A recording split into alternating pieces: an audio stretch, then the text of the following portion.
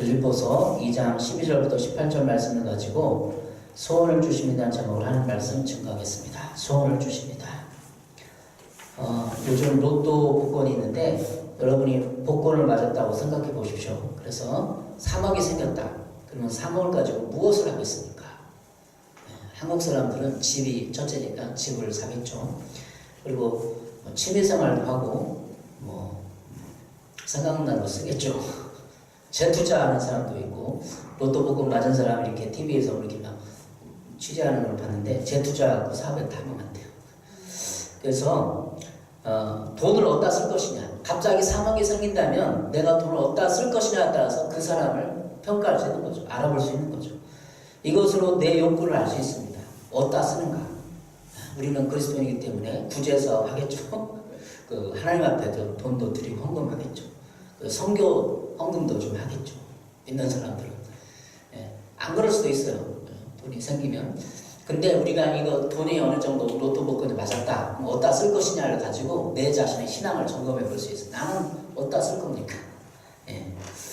우리 아이가 있는데 제가 동화를 많이 읽어줘요. 동화 많이 읽어줘서 제가 기억에 안 나는 동화에서 금도끼, 은도끼.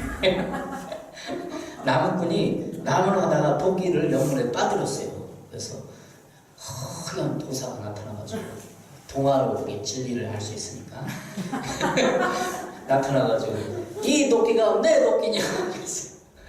아닙니다. 제 도끼는 그 도끼가 아닙니다. 은도끼를 보여줬거든요. 이 도끼가 내 도끼냐? 허연 도사가 다시 나타났어요. 아닙니다. 제 도끼는 그렇게 좋은 도끼가 아니라 금도끼를 보여줬거든요. 그래서 도사가 딱 나타나고 이 도끼가 내 도끼냐? 예, 맞습니다. 제 도끼는 새 도끼입니다.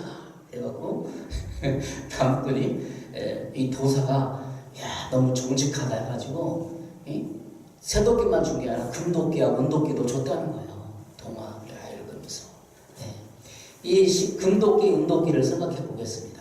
우리가 동화지만 많은 배울 것이 있어요. 하나님이 여러분은 내 소원이 무엇이냐? 금도끼를 줄까? 새도끼를 줄까? 그럼 우리는 금도끼입니다. 저도 금도끼 갖고 싶어요. 이게 사람이죠.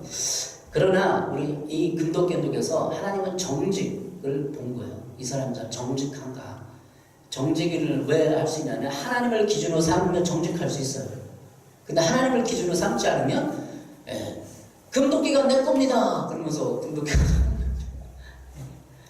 우리의 신앙을 점검하겠습니다. 소원이 무엇이냐? 하나님이 물으신다면 어떻게 하겠습니까? 금도끼를 가지고 싶죠. 우리의 욕망은.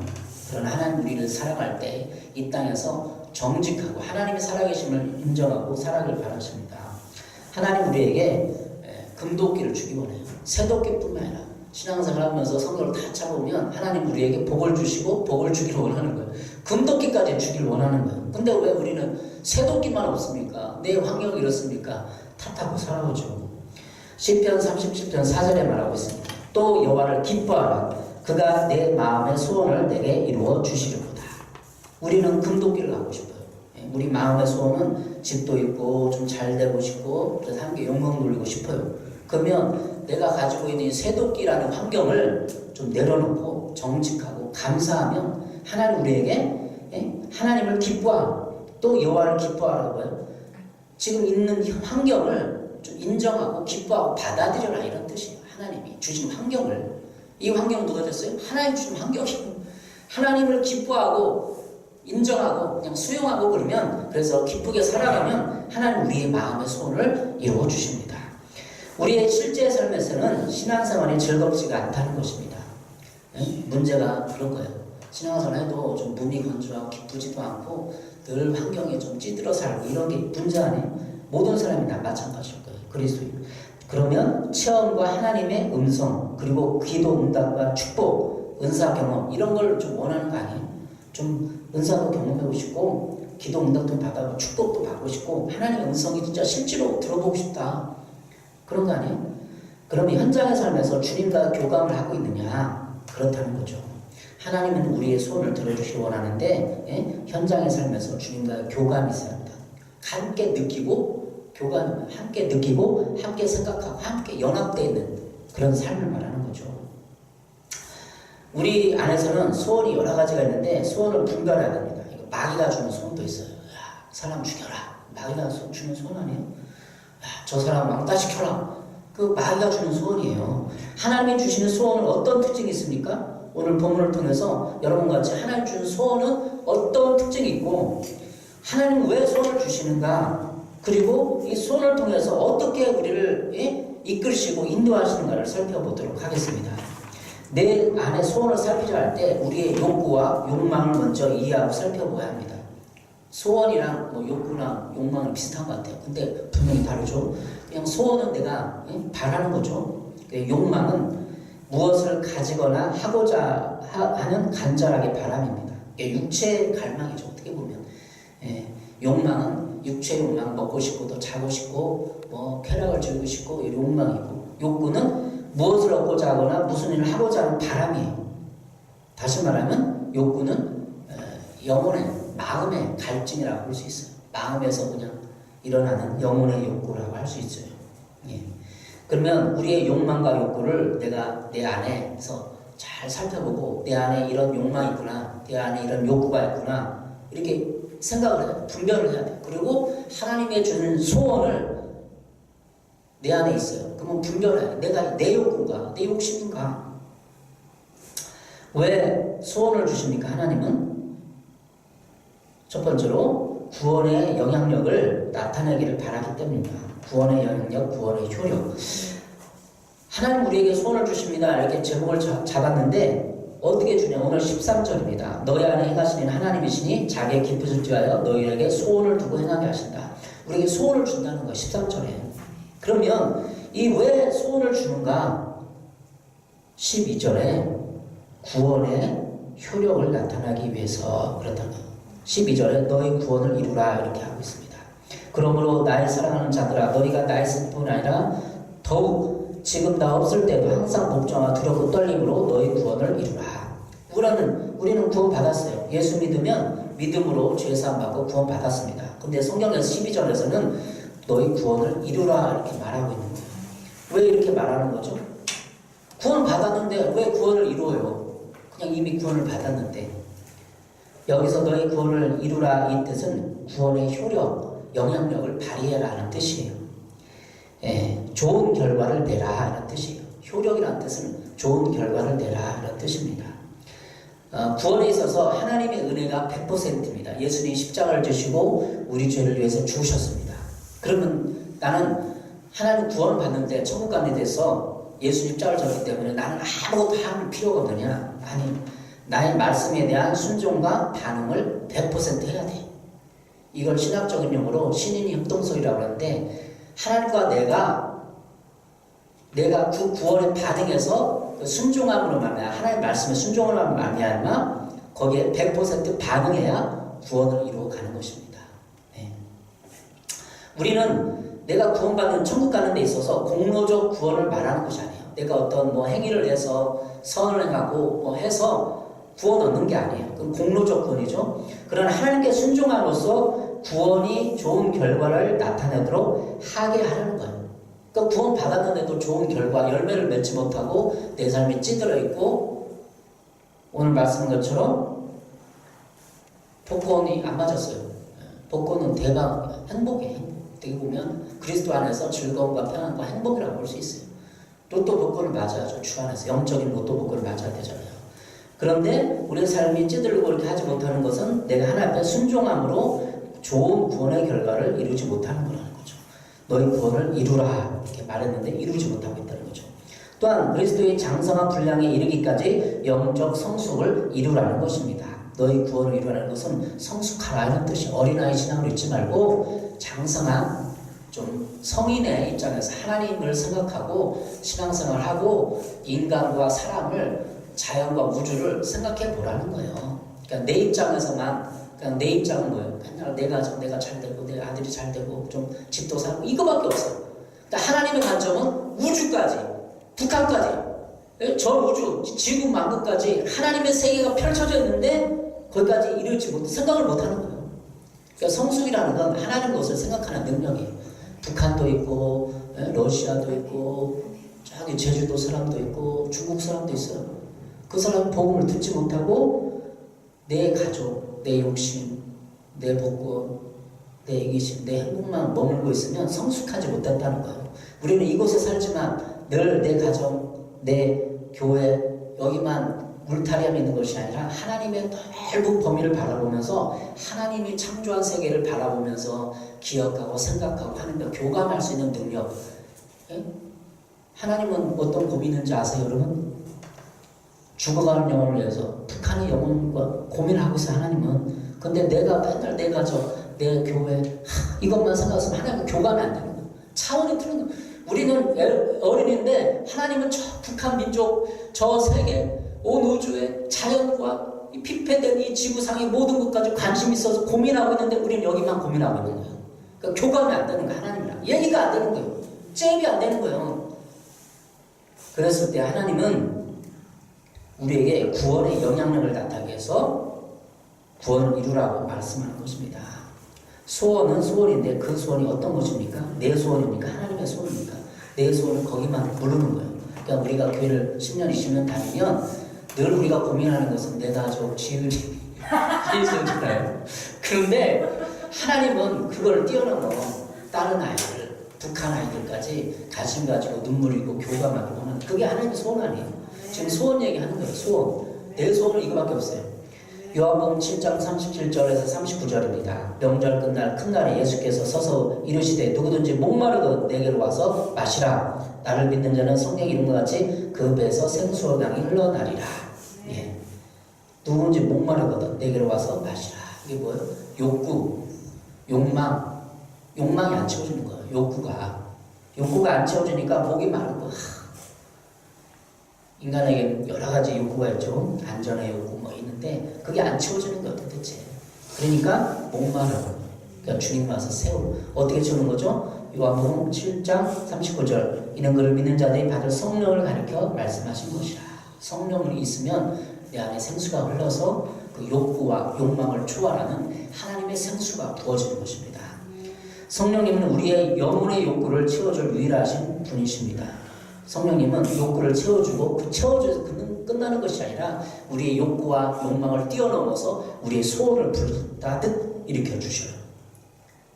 여러분의 소원이 이제 어린아이 소원이었다면 하나님의 소원, 욕구와 욕망을 뛰어넘는 하나님의 비전, 하나님의 소원을 갖기를 바랍니다. 할렐루야. 이 시간에 여러분의 하나님의 능력이, 소원이, 하나님의 비전과 마음이 부어지기를 바랍니다. 네. 두 번째로 하나님은 왜 소원을 주십니까? 두 번째로 내 안에서 행하신 이는 하나님이기 때문에 소원이 부어지는 거예요. 오늘 13절에 내 안에서 행하신 이는 하나님. 내 안에 어디? 마음 안에서. 내 마음 안에서 내 마음을 위로하고 돌봐주고 위로하고 함께하고 이 마음 내면의 안에서 행하시는 이는 하나님이라는 거예요. 그러니까 하나님 우리 마음 안에 성령이 내주에서 살기 때문에 내가 소원하는 내가 욕구와 욕망을 일어나는 내 그 소원뿐만 아니라 하나님의 소원도 함께 있는 거예요. 내 안에. 고린도서 3장 11절입니다. 너희는 너희가 하나님의 성전인 것과 하나님의 성령이 너희 안에 계시는 것을 알지 못하느냐. 예. 하나님의 성령이 우리 안에 있어요. 마음 안에. 그러면 하나님의 성령이 있기 때문에 성령님의 소원도 내 마음 안에서 꿈틀거리는 거예요. 고린도서 6장 19절 너희 몸은 너희가 하나님께 받으나 너희 가운데 계신 성령의 전인 줄을 알지 못하느냐. 너희는 너희 자신의 것이 아니라 성령의 전이라는 거죠. 그래서 성령에 대해서 좀 설교하면서 끊임없이 강조했던 게 성령이 내주하심이잖아요. 우리 마음에 여러 가지 생각과 마음, 소원이 떠오르는데 내 생각과 하나님의 소원이 동시에 있어요. 하나님의 소원이 성령의 생각이고 성령의 생각을 통해서 날 이끄시고 인도하시는 거죠. 세번역 성경은 여러분의 몸은 성령의 전입니다. 여러분은 하나님의 성령을 받아서 여러분 안에 모시고 있습니다. 여러분이 스스로 것이 아니라는 것을 알지 못합니까? 네. 내 안에서 하나님이 큽니까? 내 욕구가 큽니까? 메슬로우 욕구 5단계가 있어요. 심리학자, 상담학자인데 우리의 욕구를 이해하는 중요한 도구입니다. 이것은 진리는 아니지만 심리학적으로 우리의 소원을 이해하고 하나님 우리에게 주시는 소원을 이해할 수 있습니다. 신앙생활은 어떤 의미에서 하나님의 뜻과 내 자신의 욕구와의 싸움이에요. 하나님의 뜻, 말씀과 사랑하는 그리고 내 자신의 욕구. 마귀는 내 욕구를 이용하여 죄를 짓게 하고 나를 점령해 나갑니다. 점령지에서 적은 원수 마귀는 점점 땅을 빼앗아요. 내 마음에 빼앗아요. 내가 신앙생활 잘하고 이렇게 예배 잘 드리고 하는 때는 마음의 평안이 좀 많고 그런데 신앙 등지고 교회 예배 안 드리고 그러면 내 마음에 짜증이 나고 신경이 나고 미워지고 게을러지고 이런 거예요. 그게 마귀가 점령을 빼앗는 거죠. 힘을 발휘해요. 욕구를 이용해서 마귀는 힘을 발휘해요. 그래서 하나님의 뜻과 말씀에 순종하느냐 아니면 나의 욕구에 순종하느냐 이 문제가 봉착하게 됩니다. 예. 메슬로우 욕구 5단계 중 첫 번째 단계가 있는데 잠깐 살펴보겠습니다. 생존의 욕구, 식욕, 성욕, 본능적 욕구가 있어요. 그리고 두 번째 단계는 안전에 대한 욕구, 정서적인 욕구죠. 5주택, 가구 등 안전을 하고 싶은 그런 욕구. 인간은 생리적 욕구를 충족하면 신변의 안전을 보호하고 싶은 욕구를 가지고 건강을 지키고 싶어하는 욕구도 이 욕구에 속해요. 2단계 욕구죠. 그러니까 생존하면 안전을 갈망하는 거죠. 이 욕구. 우리가 어렸을 때 상처를 통해서 이게 안 채워지는 거예요. 생존을 못했어요. 많은 남자들 때문에 등살에 못 입혀서 여자아이가 거기서 생존을 못하고 막 충족이 안 돼, 자아가. 그러면 생존의 욕구에 봉착해서 그 욕구가 계속 우리를 괴롭히는 거예요. 마귀가 들쑤시고. 안전. 옷과 주택이 가구 등이 없어서 정서적으로 안정을 못했다. 그러면 정서가 불안한 게 계속 있는 거죠. 3단계는 사회적 욕구죠.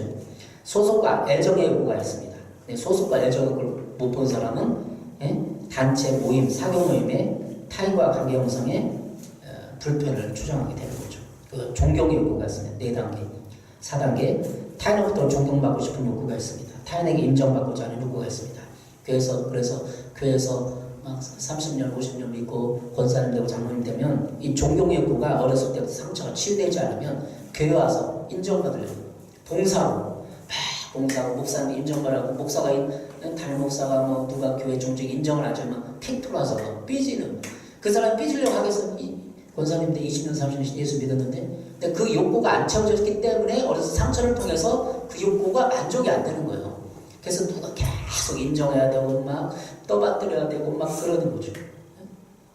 자기 욕구를 잘 봐야 돼. 나는 어떤 욕구에 민감하고 안 채워졌는가 이걸 발견해야 욕구를 하나님께 채울 거 아니에요. 생수를 그럴 거 아니에요. 주님 나는 이 존경 욕구가 못 채워졌어요. 어렸을 때부터 부모님 나를 인정해 주지 못하고 누가 나를 막 떠받들어줘야 살아있는 느낌이 나요.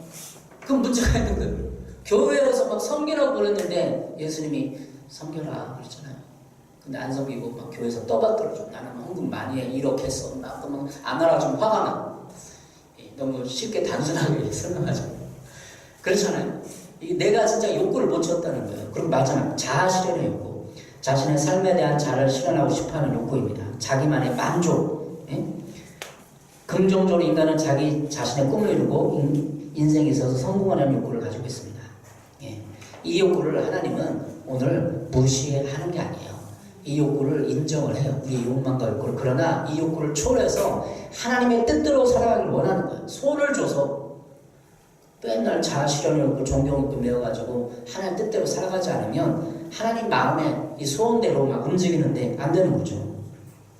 여러분에게 그 욕구를 한번 살펴보시고 5단계를 살펴봐서 내 안에 있구나, 이게 있구나 인정하면 치유가 되는 거예요. 인정 안 하니까 치유가 안 되는 거예요.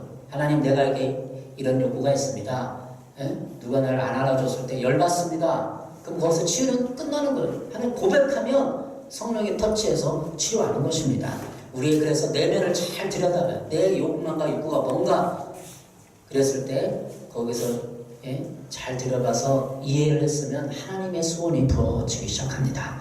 하나님은 13절에 소원을 주십니다. 오늘 설교 제목대로는 소원을 주십니다. 고도원의 책, 못생긴 나무가 산을 지킨다는 책이 있습니다.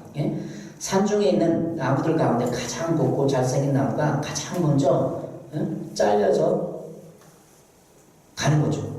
잘생긴 나무가. 그 다음 못생긴 나무가 큰 나무를 자라서 기둥이 되고 가장 못생긴 나무 끝까지 산에서 남아서 산을 지키는 고동나무가 됩니다. 이 나무가 뭘 말하는 거예요? 사람을 말하는 거예요. 못생겼어.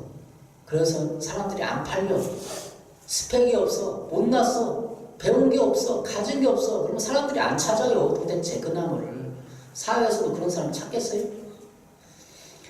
못생긴 나무는 목수눈에 띄어 잘리더라도 대들보가 되는 것입니다. 산중에서 수영하는 사람이 되려면 가장 못난 사람, 재주 없는 사람이 되어야 합니다. 그래야 산을 지키는 주인 되고 거목이 되는 것입니다. 산에서 오래 몇십 년 동안 묵은 그거는 나중에 예술품이 되어갖고 잘려가지고 멋있는 걸 만들고 집에 모신다는 거예요. 못생겼으니까 구불구불 하니까 그 미가 있을 거 아니에요. 우리 사람도 마찬가지예요. 못생겨 사람들이 안 찾아. 근데 아주 걸작품 아름다움의 극치를 만들어야 되는 그런 나무가 된다는 것입니다.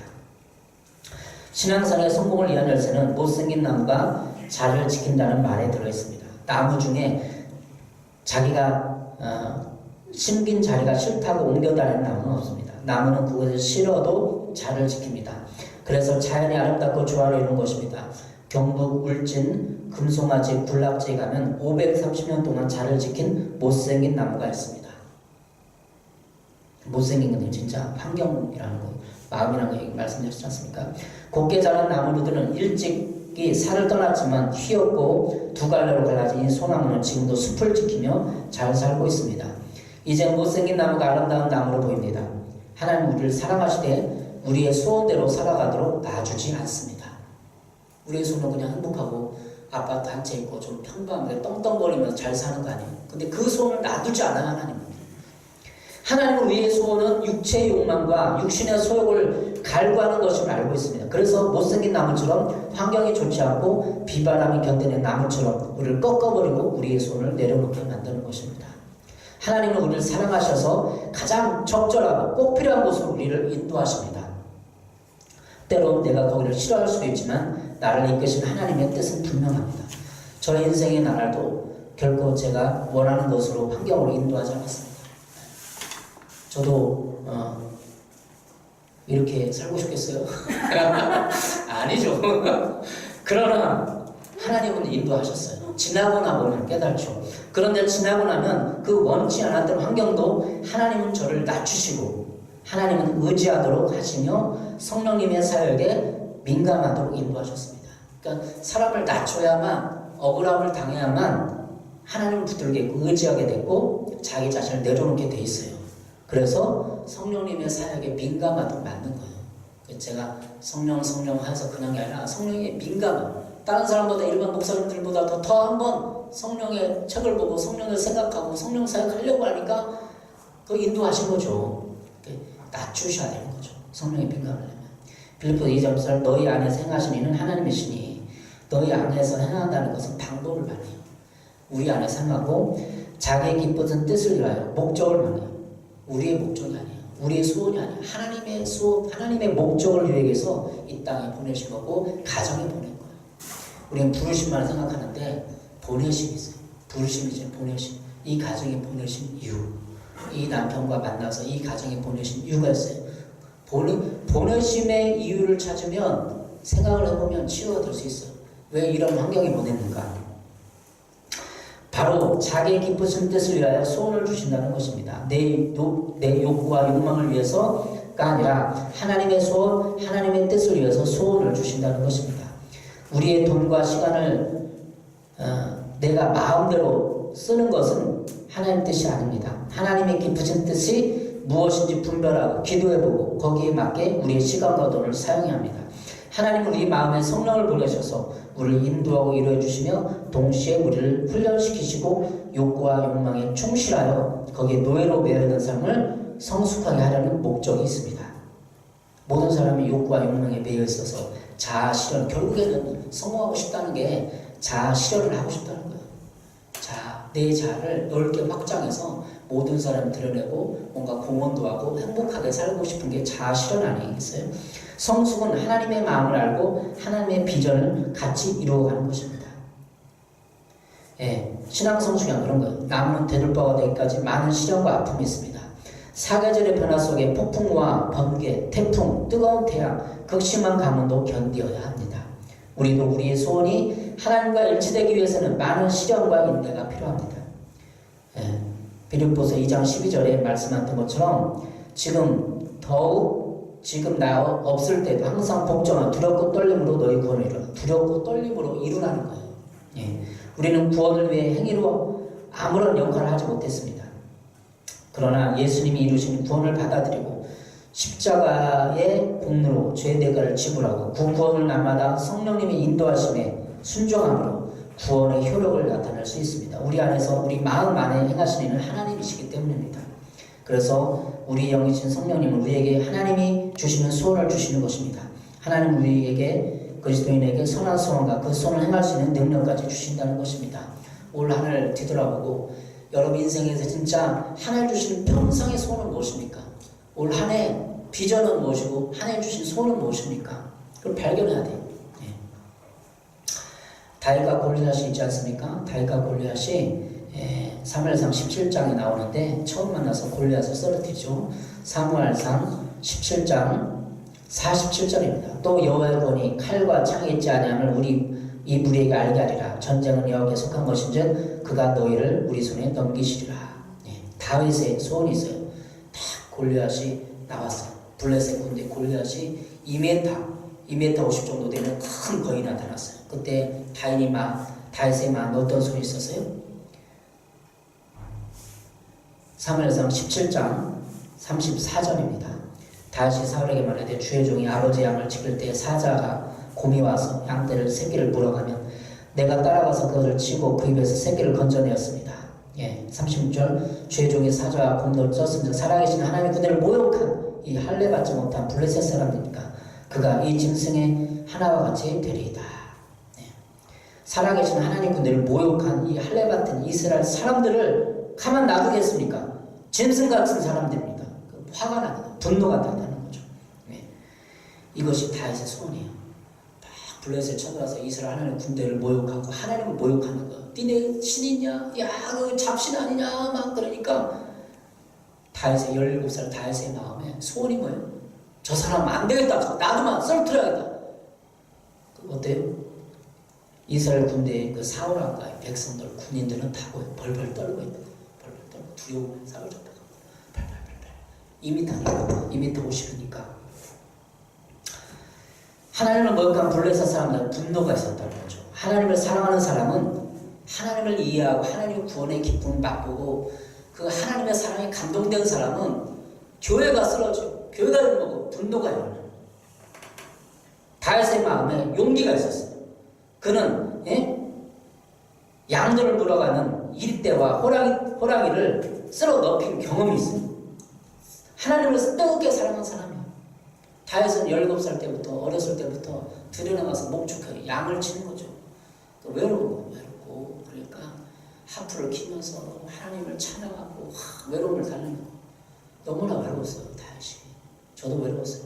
청소년 때 믿는 사람 외로움 속에 삶을 만나는 거예요. 외로움 하프를 키면서 하나님을 찬양하고 형들을 생각하고 그러는데 하나님의 마음이 부어지고 하나님의 소원이 부어지고 기름이 부어지고 그래서 하나님과 교제를 통해서 하나님의 사랑을 쌓아가니까 블레셋 군대가 쳐들어왔을 때 모든 사울왕과 이스라엘 군대가 막 두려워서 불안하고 막 하나님 믿는 사람처럼 믿지 않은 사람처럼 두려워하는데 다해서 거기 나가는 거죠.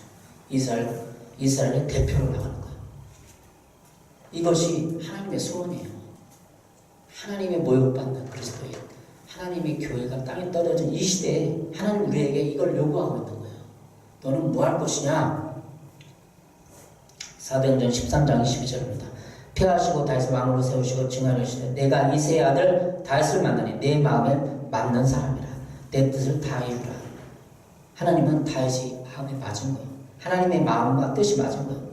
누가 하나님 거기를 건져내서 하나님이 그냥 천사를 보내서 블레셋 쪽에서 탁 쓸어버릴 수 있는데 대표를 찾는 거예요. 대표. 하나님의 마음고 하나님의 소원을 아는 사람을 대표를 찾아서 쓰러뜨리려고 하는 거죠. 여러분 마음 어떻습니까? 그 삶의 현장에 물질의 두려움 때문에 직장의 두려움 때문에 가정의 이 세상 먹고 사는 문제가 두려워서 벌벌 떨고 있지 않습니까? 다 우리들의 문제예요. 근데 외로움 가운데 다해서 하나님을 만나고 사랑에 감동되고 사랑은 뭐예요? 누가 우리 가족이 뭐 가만히 있고 누가 두드려 맞아 가만히 있어요. 막 분노가 또 들어가서 막 피를 흘리고 싸워야지. 그것처럼 다윗은 하나님의 나라, 이미 이스라엘 백성 이스라엘뿐만 아니라 하나님의 나라, 온 우주에 편만한 하나님의 나라를 감동을 받고 생각하고 그들과 함께 교감해서 하나님과, 그러니까 그런 용기가 나타나는 거 아니에요. 여러분에게 촉구합니다. 하나님의 소원은 무엇입니까? 여러분 마음을 강렬에 부를 테니 빌립보서 2장 14, 15절에는 원망과 시비 없이 하고 세상에 들어간 빛 가운데 나타나라 이렇게 기록을 하고 있어요.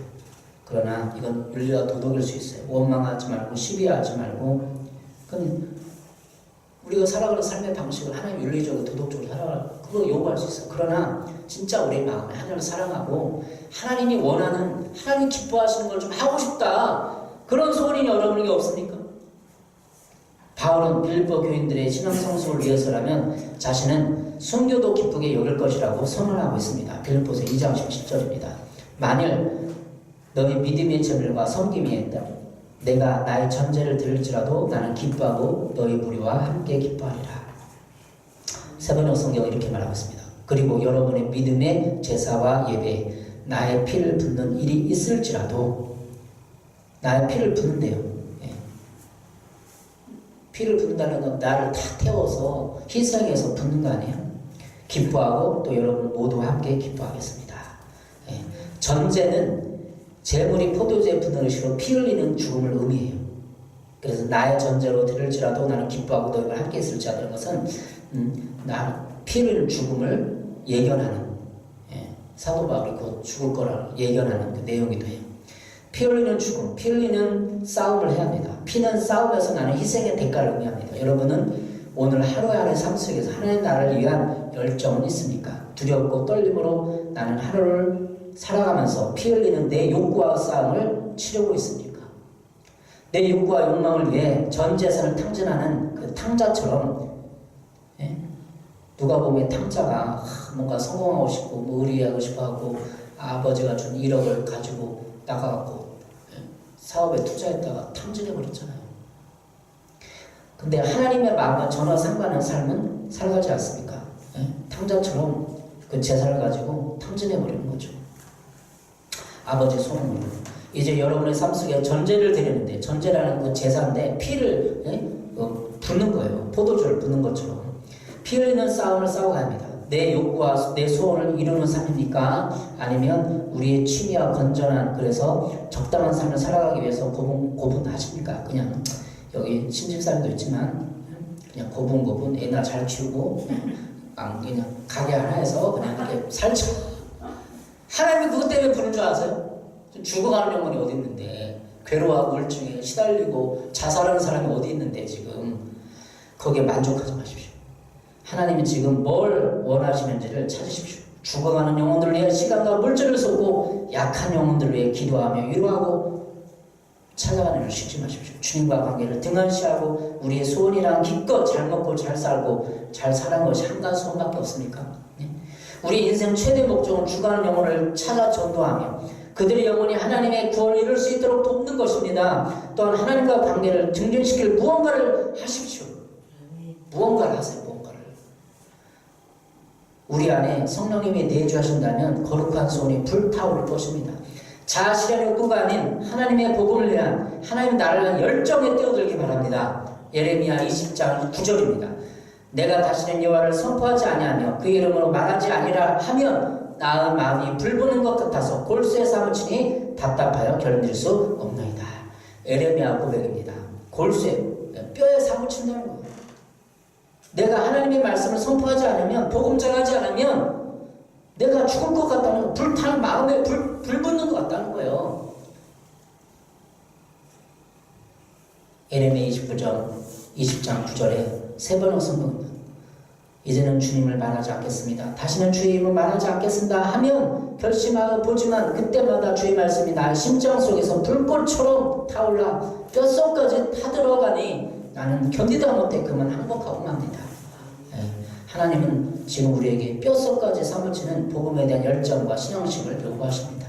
다시 일어나십시오. 여러분에게 온 우주를 통치하시는 여호와 하나님과 함께 온 우주를 둘러보시고 지구상을 둘러보시고 그들을 품으십시오. 아프리카에 북한에 죽어가는 동포들을 생각해 보십시오. 예? 그냥 잘 먹고 잘 살기 위해서 태어난 삶이 아니에요. 하나님의 마음과 교감하면서 그들을 눈물을 위해서 기도하고 그들을 위해서 돈을 내고 죽어가는 위해서 사람들 위해서 살아갈 존재가 우리들 존재예요. 나만 행복하기 위해 부른 게 아닙니다. 17살 다일의 시대처럼 하나님이 기독교가 지금 사람들이 오르내리며 짓밟히고 있어요. 분노가 안 일어나세요 지금? 내가 한번 그 하나님의 사람 한 사람이 대표가 되어 살아보리라. 기독교가 골리앗에 조롱당하는 모욕당하는 시대 아닙니까? 이럴 때 교회는 무엇을 해야 합니까? 도대체 우리는 무엇을 해야 하나님 앞에 마음을 시원하게 해드릴 수 있겠습니까? 네. 기도하겠습니다. 사랑하는 주님, 우리가 이 시대를 살아가면서 마음에 소원을 두고 행하셨는데 내 소원은 먹고 사는 거, 잘 먹고 그냥 행복하게 그저 가게 하는 데서 사는 거밖에 없습니다. 불쌍히 해주시고 하나님의 소원을 갖기 원합니다.